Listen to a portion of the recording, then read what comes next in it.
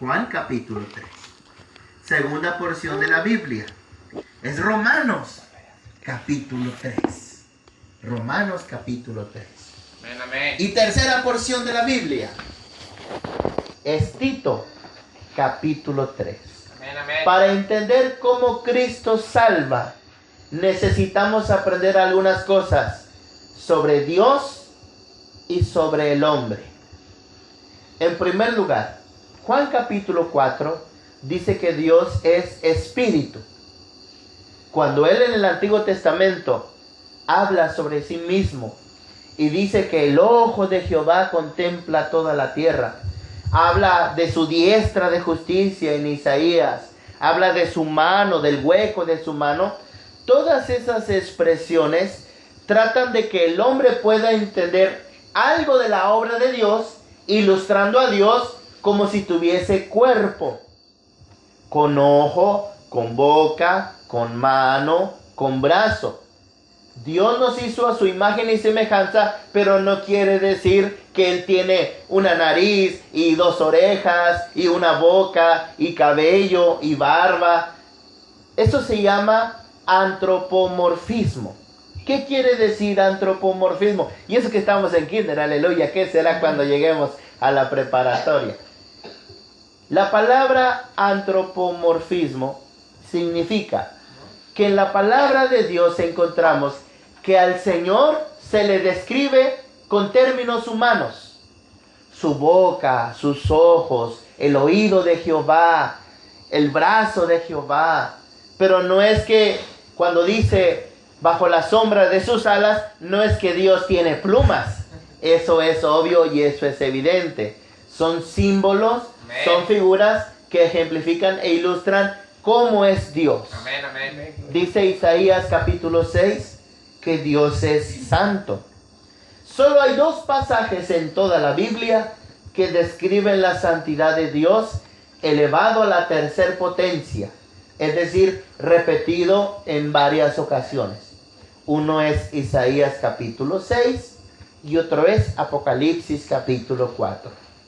Dios es santo significa que como Él es espíritu, Él está aparte de la creación.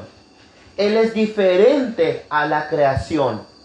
Que no hay nada en el mundo, en la creación del universo, que se le compare, que se le asemeje a lo que Él es y a como Él es. Veamos una escritura en el libro del profeta Isaías, capítulo 40. Amén, amén. Isaías, capítulo 40. Gloria a Dios.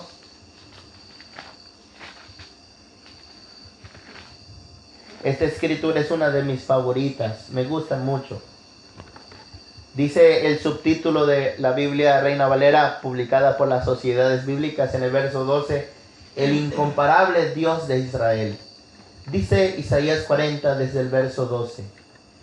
¿Quién midió las aguas en el hueco de su mano y los cielos con su palmo? Con 3 dedos juntó el polvo de la tierra y pesó los montes con balanza y con pesas los collados. ¿Quién enseñó al Espíritu de Jehová o le aconsejó enseñándole? ¿A quién pidió consejo para ser avisado? ¿Quién le enseñó el camino del juicio? ¿O le enseñó ciencia? ¿O le mostró la senda de la prudencia? He aquí que las naciones le son como la gota del agua que cae del cubo, y como menudo polvo en las balanzas le son estimadas. He aquí que hace desaparecer las islas como polvo. Ni el Líbano bastará para el fuego, ni todos sus animales para el sacrificio. Noten el 17 lo que dice. Como nada son todas las naciones delante de él, y en su comparación serán estimadas en menos que nada y en lo que no es. Ahora dice el 18. ¿A qué pues haréis semejante a Dios? ¿O qué imagen le compondréis? ¿Saben por qué cuando saca Dios a Israel de Egipto, el primer mandamiento tiene que ver con la prohibición de la idolatría? yo soy tu Dios que te saqué de la tierra de Egipto. No te harás imagen ni ninguna semejanza ni de lo que hay arriba en el cielo, ni abajo en la tierra, ni debajo de la tierra, ni en los peces, ni en las aves de los cielos, ni en los peces del mar. ¿Por qué prohíbe Dios la representación de Él con algo material? Porque nada se le compara a como Él es. Noten, santidad siempre va en contra de la idolatría. Puesto que Dios es santo y Él está aparte de la creación, como Él es espíritu, no hay nada en el mundo con lo cual se le pueda comparar. No hay imagen que le represente, ni siquiera el crucifijo. Dice el verso 18, ¿a qué pues me haréis semejante a Dios? ¿O qué imagen le compondréis? Y a partir del 19 señala la vanidad de la idolatría. El artífice prepara la imagen de talla. El platero le extiende el oro y funde cadenas de plata. El pobre escoge para ofrecerle madera que no se apolille. Se busca un maestro sabio que le haga una imagen de talla que no se mueva. ¿No sabéis? ¿No habéis oído? ¿Nunca os lo han dicho desde el principio? ¿No habéis sido enseñados desde que la tierra se fundó? Ahí está el problema. A falta de doctrina, a falta de instrucción y a falta de enseñanza, el corazón del hombre, que es engañoso y perverso, se fabrica un ídolo. Juan Calvino, el gran pensador, el gran teólogo francés, decía lo siguiente: el corazón, que es engañoso y perverso, es una fábrica de ídolos. Es una fábrica de ídolos. ¿No habéis sido enseñados desde que la tierra se fundó? Él está sentado sobre el círculo de la tierra. Antes que Cristóbal Colón descubriese América, en 1492, en la época de Isaías, aproximadamente unos 500 a 600 años antes de Cristo, ya Isaías profetizaba que el planeta es un círculo, un globo, dice la versión antigua. Él está sentado sobre el globo de la tierra, sobre el círculo de la tierra, cuyos moradores son como langostas. Él extiende los cielos como una cortina, los despliega como una tienda para morar. Él convierte en nada a los poderosos y a los que gobiernan la tierra hace como cosa vana, como si nunca hubieran sido plantados, como si nunca hubieran sido sembrados, como si nunca su tronco hubiera tenido raíz en la tierra. Tan pronto sopla en ellos, se secan, y el torbellino los lleva como hojarasca. ¿A qué pues me haréis semejante o me compararéis? Dice, noten, el santo. El santo. La palabra para santo es la palabra hebrea kadosh. Kadosh, santo. No hay nadie como Él, no hay otro como Él. Amén.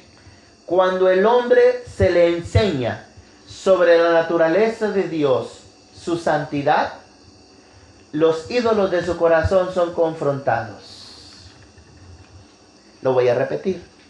Cuando al hombre se le enseña, según el verso 21, cuando al hombre se le explica, se le disipula, se le instruye sobre quién es Dios, sobre cómo es Dios santo, eso confronta la idolatría del corazón del hombre. Dice Isaías capítulo 6, santo, santo, santo es Jehová de los ejércitos, y toda la tierra está llena de su gloria. Una vez que Isaías en el 6 y en el 40 nos explica y nos define lo que es la santidad de Dios, que no hay nada que se le pueda comparar, ahora confronta el pecado y la maldad del hombre. Noten en el capítulo 59 de ahí mismo de Isaías. Y es muy interesante porque Pablo en Romanos cita los Salmos y cita a Isaías cuando habla del pecado del hombre. Isaías capítulo 59. Dice el versículo 1: He aquí, no se ha acortado la mano de Jehová. ¿Para qué? Para salvar. Dios es un Dios de salvación. Dice Isaías 43:10: Vosotros sois mis testigos, dice Jehová, y mi siervo que yo escogí, para que me conozcáis y creáis que yo mismo soy. Fuera de mí no hay quien salve. Amén, amén. Nos está hablando de salvación, pero para que el hombre comprenda la salvación, para que el hombre reciba la salvación, hay un gran problema y se llama pecado. La mano de Jehová no se ha cortado para salvar, ni se ha agravado su oído para oír. Pero, verso 2, vuestras iniquidades han hecho una división entre vosotros y vuestro Dios. Y vuestros pecados han hecho ocultar de vosotros su rostro, dice, para no oír. Cuando el hombre recibe instrucción y enseñanza sobre la grandeza de Dios, la justicia de Dios, la santidad de Dios, el poder de Dios, la perfección de Dios, el hombre se ve confrontado ante su pecado y ante la idolatría de su corazón. Es así como el Espíritu Santo le convence de pecado. Es así como la Escritura le redarguye. Es así como el mensaje de la palabra, que es locura a los que se pierden, le compunge de corazón, como dice Hechos 2:37. Es así como viene al conocimiento de la verdad. Amén, amén. Es así como procede al arrepentimiento. Noten todos estos términos distintos. Cuando se contempla la majestad de Dios, la podredumbre del pecado del hombre queda expuesta. Esto fue lo que pasó con Isaías en el capítulo 6. Cuando vio a los serafines y los quiciales de la puerta se estremecían, él dijo: ay de mí, que soy hombre inmundo, de labios inmundos, que vive en pueblo de labios inmundos. Mis ojos han visto al Rey, Jehová de los ejércitos. Amén, gloria a Dios. Dice el versículo 3: porque vuestras manos están contaminadas de sangre. Es una descripción de los asesinatos. Y vuestros dedos de iniquidad. ¿Recuerdan que Jesús dijo: habéis oído que fue dicho, no mataréis? Pero yo os digo que cualquiera que se enoje contra su hermano ya es culpable de juicio ante el concilio. La ley dice en los 10 mandamientos: no matarás. La ley de Moisés. Pero la ley de Cristo dice: no solo no mates, no te enojes incluso contra tu hermano. Amén, amén. Es una ley superior. Amén. Es una ley más difícil de cumplir. Es la ley de la gracia, que solamente se puede obedecer mediante el poder del Espíritu Gloria a Santo. Dios. Vuestros labios pronuncian mentira. Habla maldad vuestra lengua. Verso 4. No hay quien clame por la justicia, ni quien juzgue por la verdad. Confían en vanidad y hablan vanidades, conciben maldades y dan luz iniquidad. Incuban huevos de áspides y tejen telas de arañas. El que comiere de sus huevos morirá, y si los apretaren saldrán víboras. Sus telas no servirán para vestir, ni de sus obras serán cubiertos. Sus obras son obras de iniquidad, obra de rapiña está en sus manos. Sus pies corren al mal. Este verso 7 es el que utiliza Pablo en Romanos capítulo 3. Sus pies corren presurosos hacia el mal, para derramar sangre inocente. Sus pensamientos de iniquidad y destrucción y quebrantamiento hay en sus caminos. Noten que Isaías 59, en un verso y en otro y en otro y en otro más, de manera exhaustiva, de manera abundante, habla del problema del pecado. Hoy los cristianos, lamentablemente, cuando hablamos del pecado, lo hablamos 2 minutitos. A lo mucho le decimos a las personas: sabes que eres pecador, el pecado te separa de Dios. Somos muy superficiales, muy livianos y muy ligeros al hablar sobre el pecado. Somos muy superficiales al hablar sobre la naturaleza de Dios. Por consecuencia, nuestra comprensión de la salvación también a veces es muy pequeña y es muy superficial. Dice el versículo 8, no conocieron camino de paz, ni hay justicia en sus caminos, sus veredas son torcidas, cualquiera que por ellos fuere no conocerá paz. Por eso se alejó de nosotros la justicia y no nos alcanzó la rectitud. Esperábamos luz, he aquí tinieblas, resplandores y andamos en oscuridad. Palpamos la pared como ciegos y andamos a tientas como sin ojos. Tropezamos a mediodía como de noche, estamos en lugares oscuros como de muertos. Gruñimos como osos todos nosotros, gemimos lastimeramente como palomas. Esperamos justicia y no la hay. Salvación. ¿Y qué ocurrió? Verso 11. Se alejó de nosotros. Desde el verso 1 hasta el verso 11. 11 versículos contundentes. Está hablando del problema del pecado. Ahora, les hice leer toda esta porción para que al momento de llegar a Romanos 3 pudiéramos nosotros entender. ¿Recuerdan que les dije que hay 3 pasajes que nos hablan de la salvación? Juan 3, Romanos 3 y Tito 3. Después de haber entendido lo que Isaías dice sobre la santidad de Dios, que expone la corrupción del pecado del hombre, podemos dar el siguiente paso y descubrir la salvación en Cristo. Vamos a Romanos capítulo 3. Amén.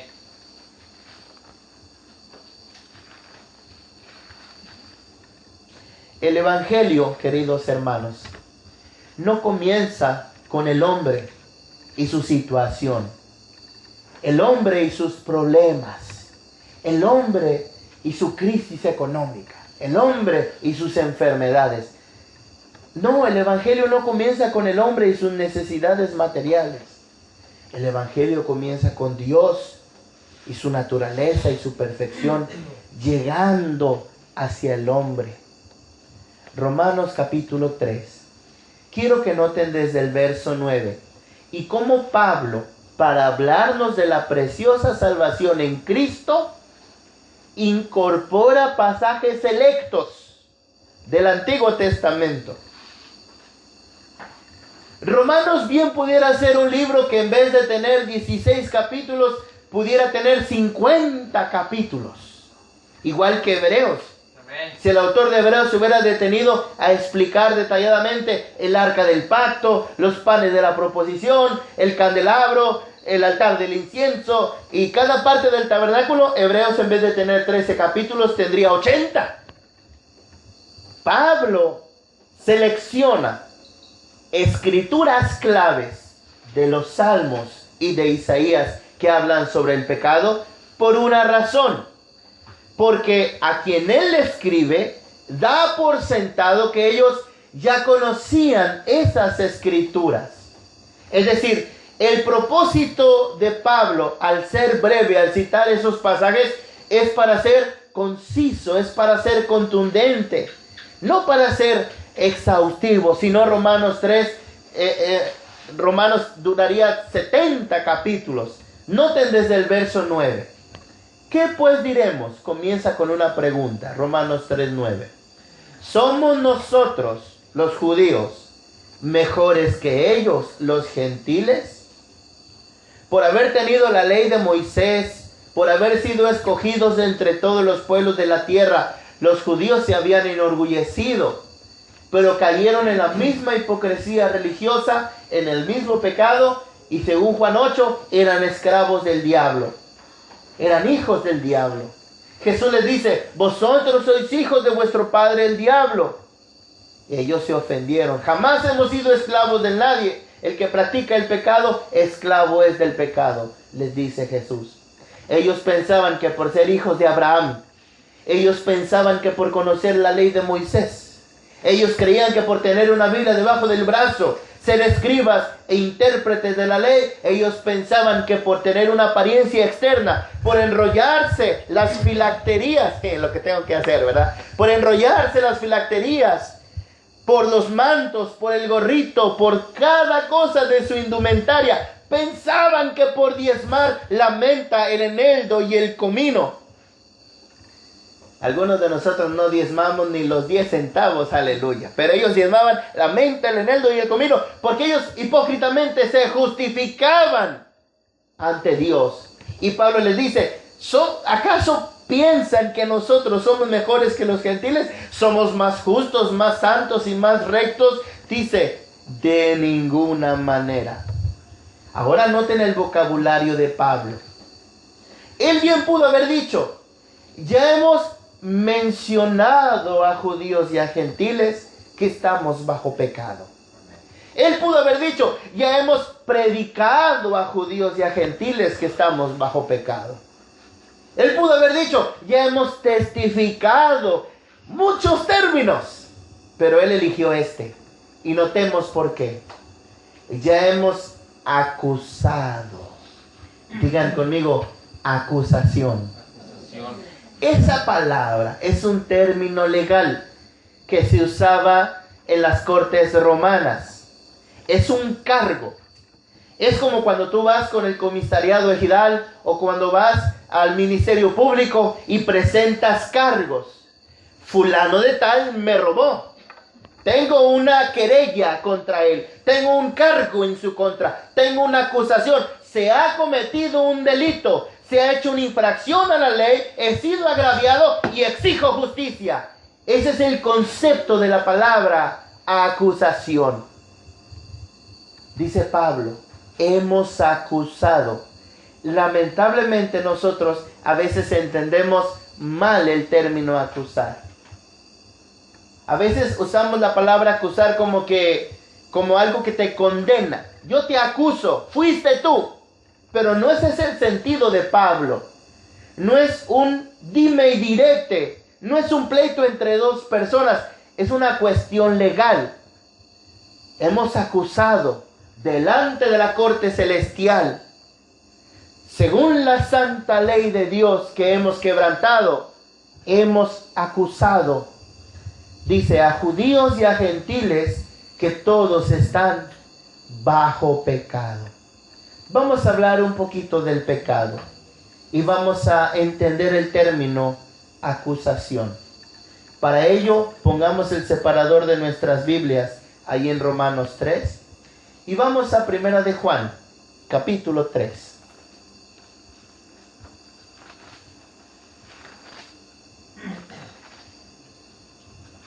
Amén, gloria a Dios.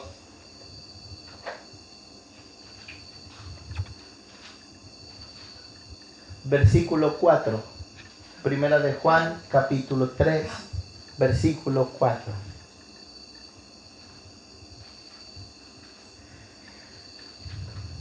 Todo aquel que comete pecado, infringe, subraya esa palabra, infringe.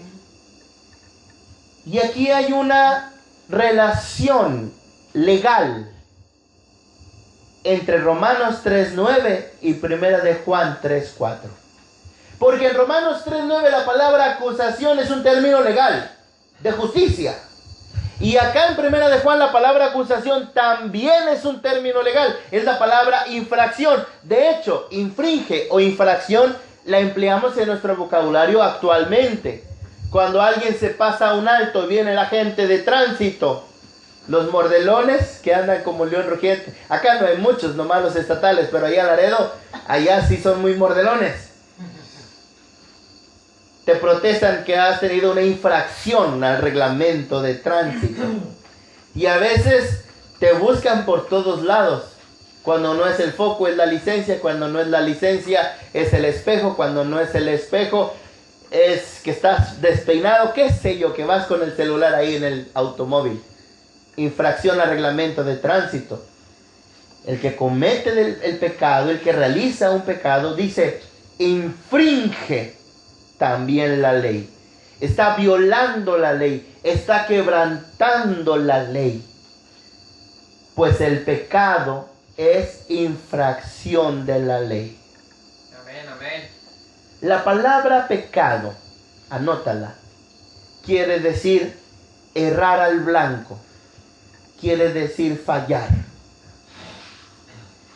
Es como aquel que compite con tiro de flecha, con un arco, y está allí el blanco, y están los diferentes puntos, 10, 50, 100, 120, y en el centro, quien le da el mero centro, logra la mayor calificación y gana la medalla de oro. Darle al centro del blanco significa obedecer la voluntad de Dios. Pero todos nosotros, debido a nuestra naturaleza humana, a nuestra humana debilidad, dice Pablo, cada vez que hacemos un intento por obedecer a Dios, nuestra flecha falla, erramos al blanco. Ahora, el problema no está en la ley, el problema está en nosotros. Hay dos textos que dicen que la ley es buena, que la ley es espiritual. El problema no está en la ley y en la justicia de Dios. El problema está en nosotros y en nuestra naturaleza pecaminosa. Digan conmigo, por favor, concupiscencia. Concupiscencia. Eso es lo que hace que erremos al blanco. La concupiscencia. Esa es nuestra naturaleza pecaminosa. Ahora vamos despacio y vamos escritura por escritura. Vamos a Santiago, capítulo 1, verso 14. Después de ir a Santiago, iremos a 2 de Timoteo y luego volveremos a Romanos 7. Vamos a Santiago, capítulo 1. Desde el verso 12. La clave está en el 14, pero vamos a leer desde el verso 12.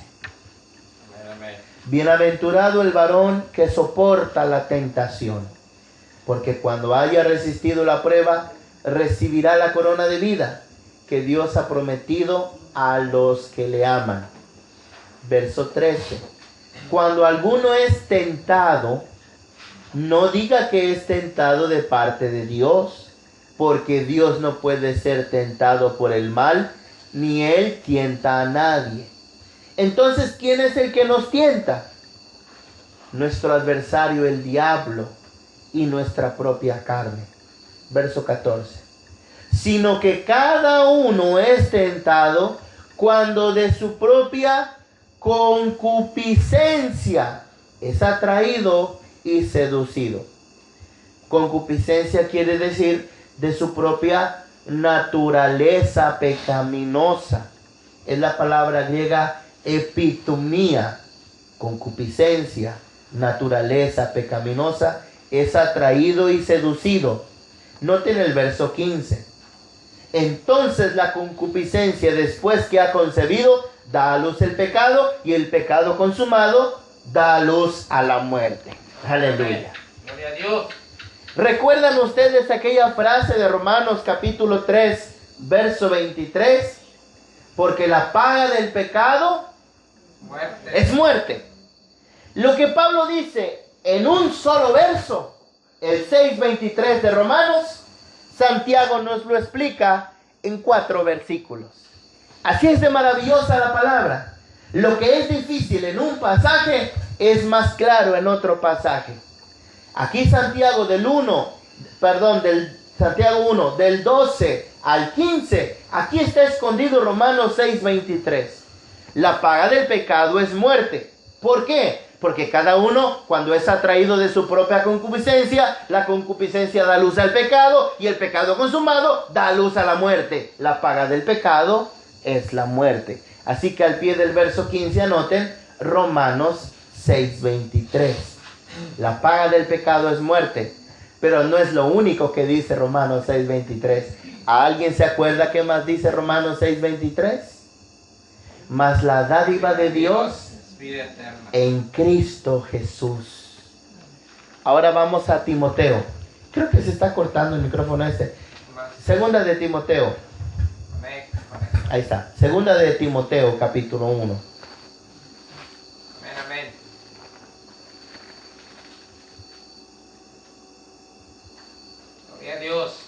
Perdón, no es segunda, es primera.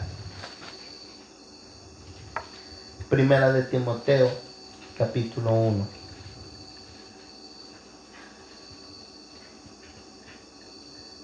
Noten el verso 5. Pues el propósito de este mandamiento es el amor nacido de corazón limpio y de buena conciencia y de fe no fingida, de las cuales cosas desviándose algunos se apartaron a vana palabrería, queriendo ser doctores de la ley sin entender ni lo que hablan ni lo que afirman. Pero sabemos que la ley, como dice ahí, la ley es buena si uno la usa legítimamente. La ley es buena si uno la usa legítimamente. Y si uno la usa mal, pues la ley es mala si uno la usa ilegítimamente. La ley es buena para usarla correctamente, para usarla legítimamente. Noten el verso 9. Conociendo esto, que la ley no fue dada para el justo, sino para los transgresores y desobedientes, para los impíos y pecadores, para los irreverentes y profanos, para los parricidas, los que matan a su padre, y los matricidas, los que matan a su madre, y para los homicidas, los que matan a sus semejantes, a los hombres, para los fornicarios, para los sodomitas, los homosexuales, para los secuestradores, para los mentirosos y para los perjuros, y para cuanto se oponga a la sana doctrina. La ley forma parte de la sana doctrina, pero la ley, si uno la usa legítimamente, según el glorioso evangelio del Dios bendito que a mí ha sido encomendado. Ahora vamos a Romanos 7. Ahí Pablo nos dice las mismas palabras, nos explica que la ley es buena. Romanos capítulo 7.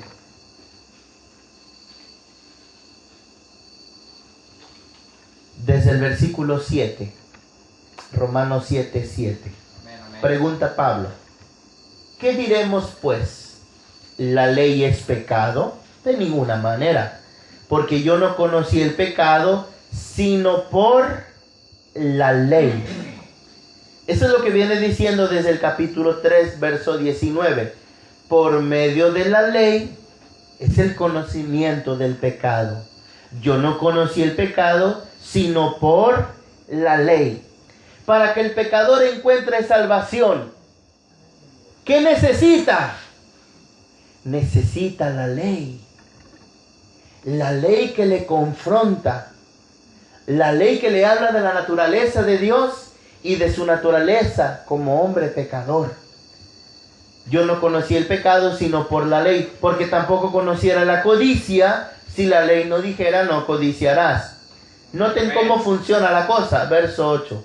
Mas el pecado, tomando ocasión por el mandamiento, produjo en mí toda codicia, porque sin la ley el pecado está muerto, y yo sin ley vivía en otro tiempo, pero venido el mandamiento, el pecado revivió y yo morí. Y hallé, descubrí, quiere decir, que el mismo mandamiento que era para vida, a mí me resultó para muerte. Porque el pecado, tomando ocasión por el mandamiento, me engañó y me mató. De manera que la ley a la verdad es santa, el mandamiento es santo y justo y bueno. El problema no está en la ley, dice Pablo, el problema está en mí, que soy un hombre pecador. Luego lo que es bueno vino a ser muerte para mí, verso 13, en ninguna manera, sino que el pecado, para mostrarse pecado, produjo en mí la muerte por medio de lo que es bueno. Digan, el pecado debe mostrarse como pecado. Es decir, imaginen por un momento que alguna persona tiene un tumor, No basta con que el médico le diga, tienes un tumor. Debe tomar el bisturí, operarlo con una cirugía, extraer y mostrar el tumor para que ya no esté afectando el organismo ese tumor. Es decir, el predicador habla y dice, hermanos, todos hemos pecado y estamos destituidos de la gloria de Dios. Ok, muy bien, excelente. Pero el pecado no solo debe ser mencionado, el pecado debe exhibirse, debe mostrarse, debe ponerse como un diagnóstico, como una radiografía, debe darse a conocer cuán horrible, cuán espantoso, cuán maligno, cuán perverso, cuán depravado es ante los ojos santos de Dios la maldad repugnante de nuestro pecado. El pecado debe mostrarse pecado.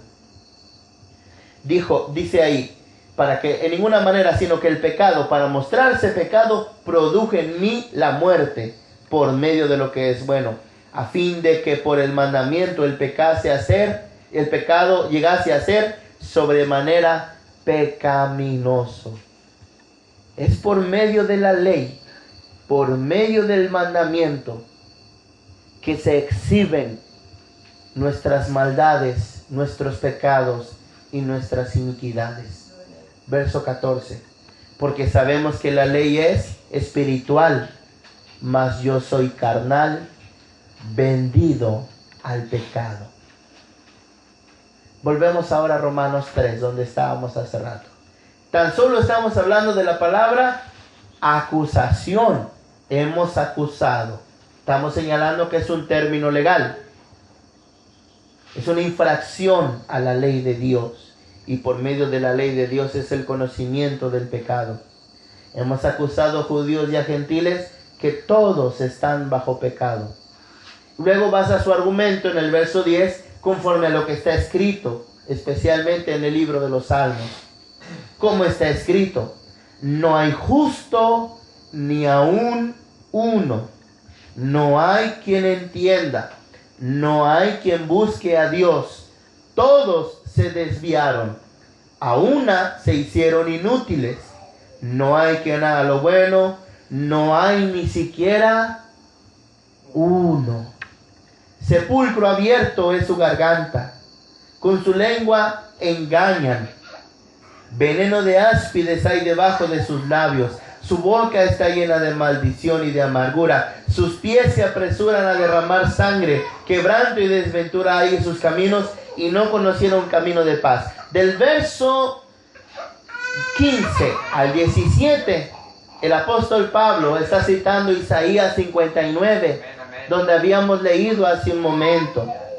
No hay temor de Dios delante de sus ojos.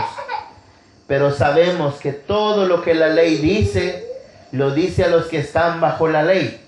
Noten para qué. Para que toda boca se cierre y todo el mundo quede bajo el juicio de Dios. ¿Recuerdan ustedes en Hebreos 6 cuando se habla de los rudimentos? ¿Cuál es el último de los rudimentos? El juicio eterno. El juicio del gran trono blanco. El juicio de Dios. Ya que por las obras de la ley, dice el 20, ningún ser humano será justificado delante de él, porque por medio de la ley es el conocimiento del pecado.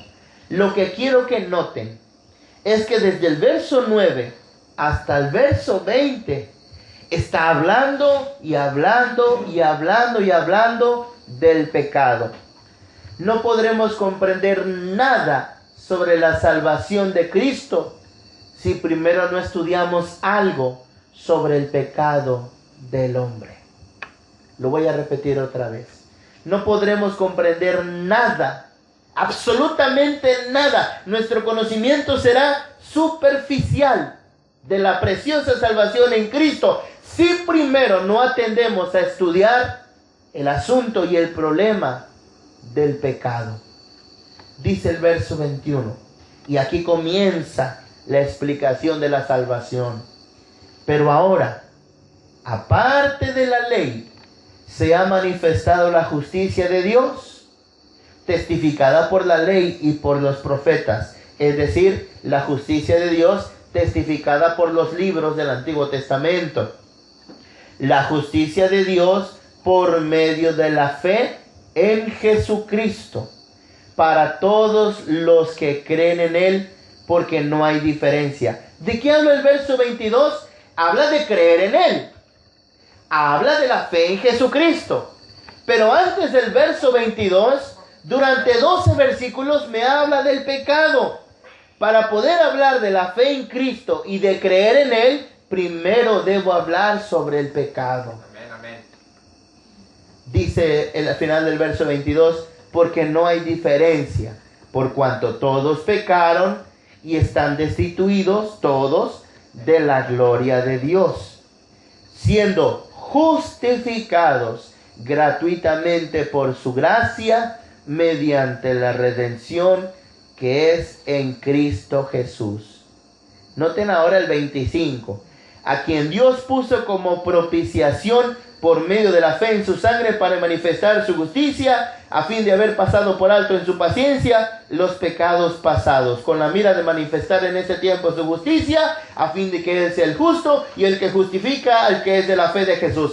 Quien lee por primera vez estos versículos, del 23 al 26, en 3 versículos, Pablo pareciera que hablara de un gran rompecabezas. Habla de creer, habla de la fe, habla de redención, habla de la sangre, habla de la justicia.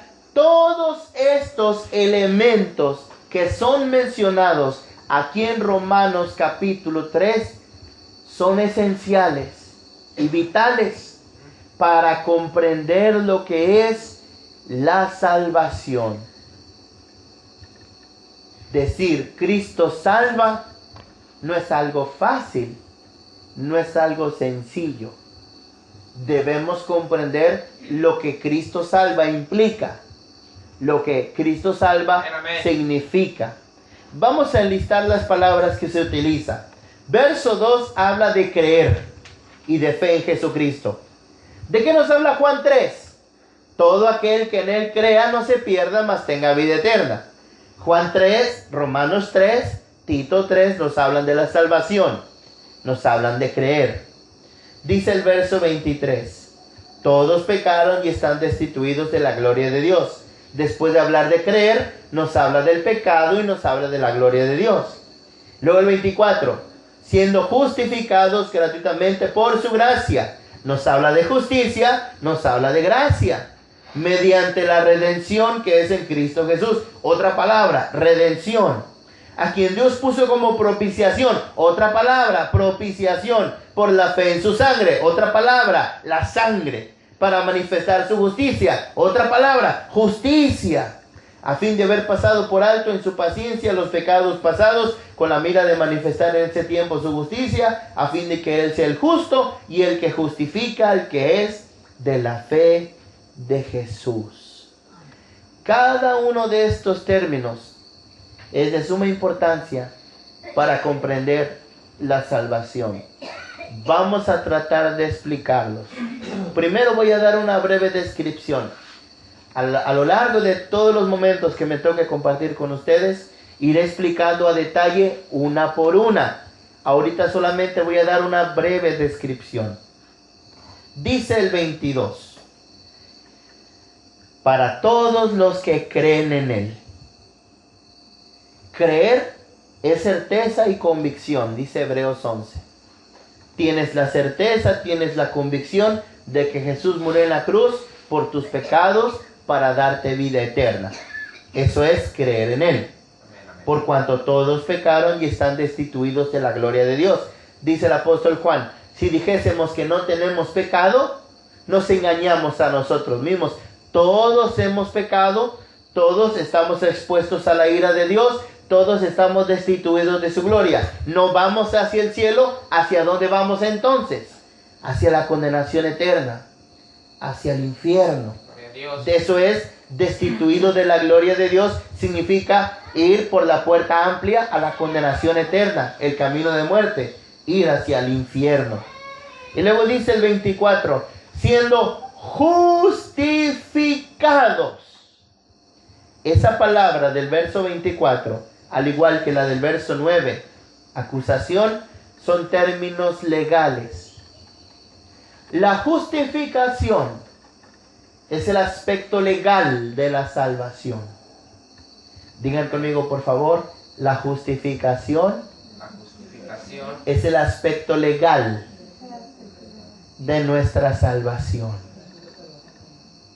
Como aspecto legal, todos tus delitos, tus iniquidades, tus mentiras, tus maldades, tus engaños, todas las infracciones a la ley que has cometido merecen un castigo. Legalmente debe hacerse justicia. Y legalmente se hizo justicia. Cristo tomó tu lugar, el lugar de tu castigo en la cruz del Calvario.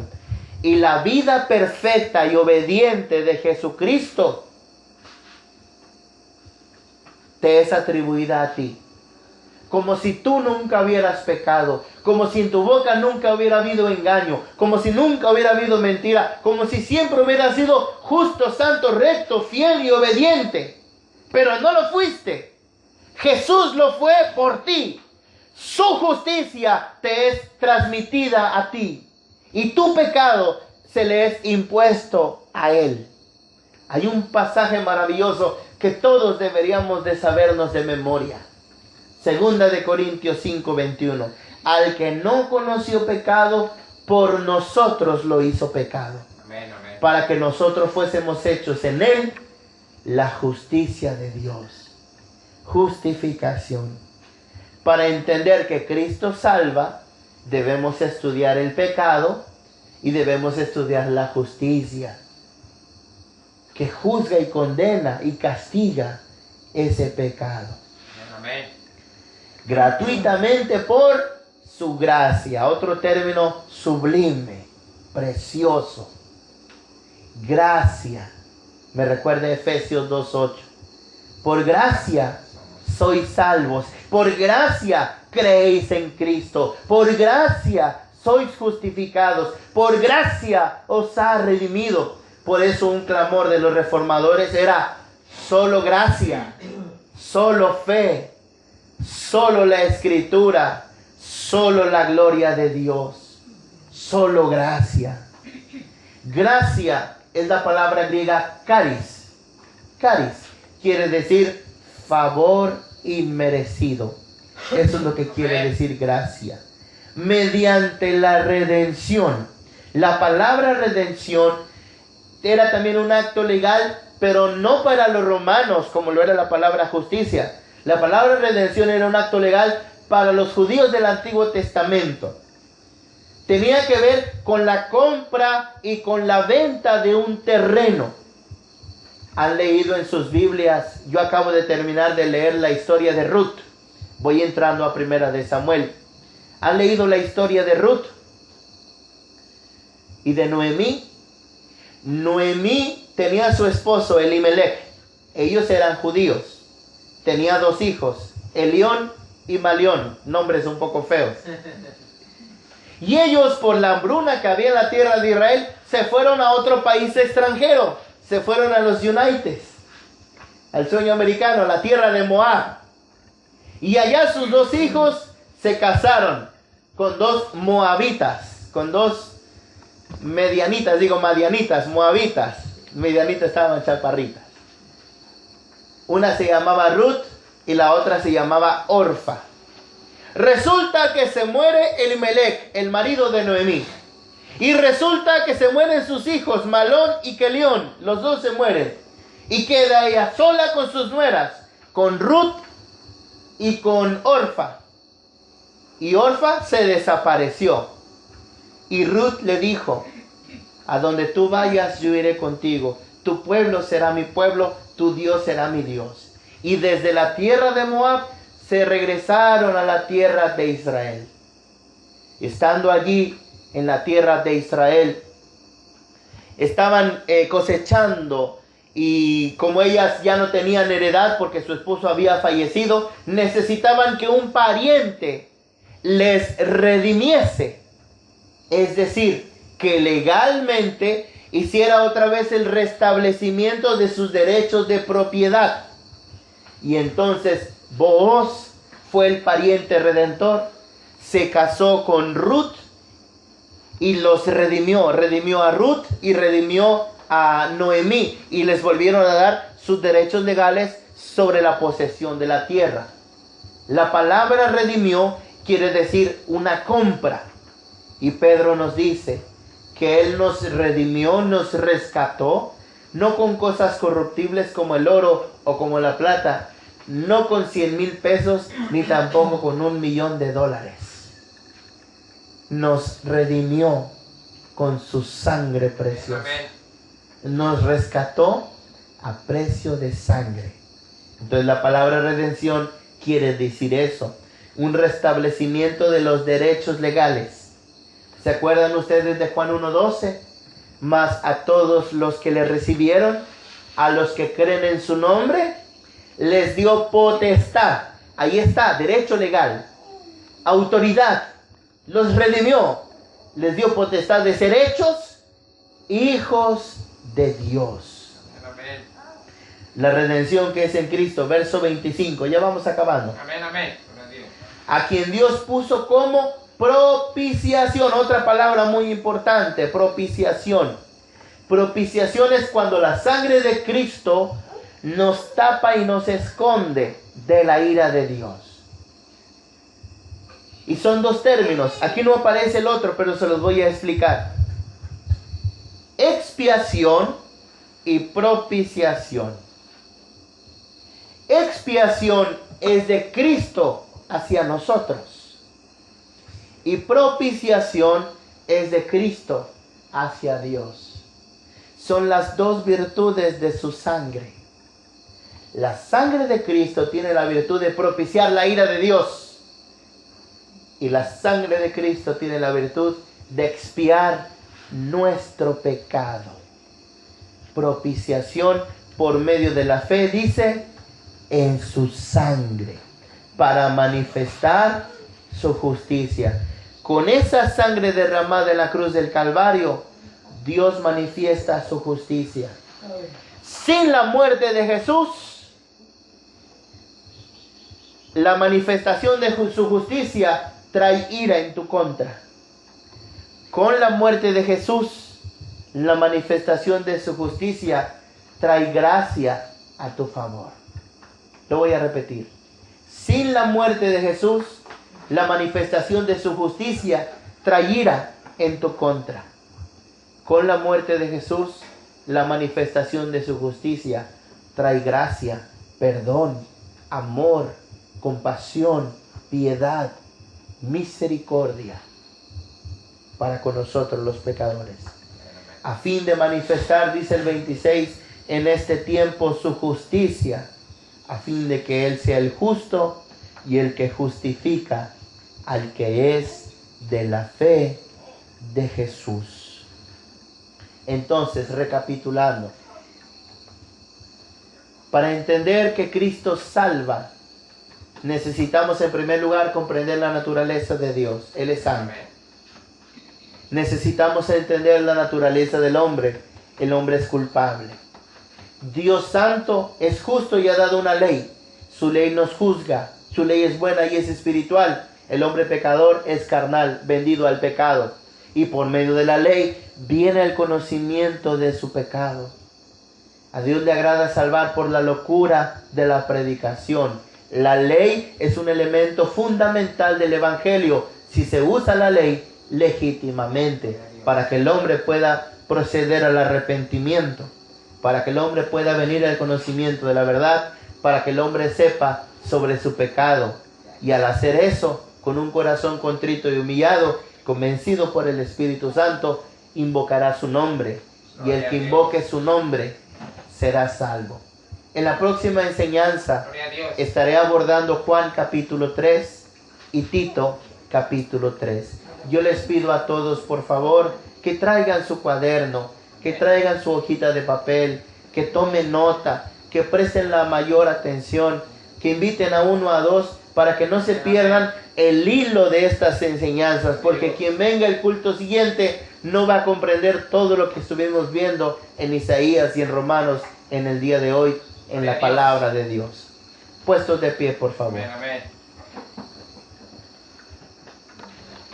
El Hijo del Hombre vino a buscar y a salvar lo que se había perdido. Él es autor de eterna salvación a los que le obedecen. Gracias te damos en esta noche, Padre, por esta palabra preciosa. Ella es difícil, tu palabra es profunda. Nosotros, Señor, comenzamos a escudriñarla para que sean abiertas nuestras mentes y se abra nuestro entendimiento y podamos comprender cómo es que Cristo nos ha salvado y cómo es que ningún otro nombre bajo el cielo dado a los hombres, en ningún otro hay salvación, solo en el nombre precioso de Jesucristo, nuestro Salvador, y fuera de Él no hay quien salve, porque Él es el camino, la verdad y la vida, y nadie va al Padre, a ti, Padre, si no es a través de Él. Te damos gracias, Señor, en el nombre precioso de Jesús. El Espíritu de Dios está en este lugar. El Espíritu de Dios se mueve en este lugar. Está aquí para consolar. Está aquí para liberar. Está aquí para guiar. El Espíritu de Dios está aquí. Muévete en mí. Muévete en mí. Toca mi mente, mi corazón. Llena mi vida de tu amor. Muévete en mí, Dios Espíritu. Muévete en mí. Muévete en mí. Muévete en mí. Toca mi mente, mi corazón. Llena mi vida de tu amor. Muévete en mí, Dios Espíritu. Muévete en mí. Muévete en mí, Dios Espíritu. Muévete en mí. Amén. Fiel es esta palabra, hermanos, digna de ser recibida por todos. El que es de Dios, las palabras de Dios oye, y el que tiene oído para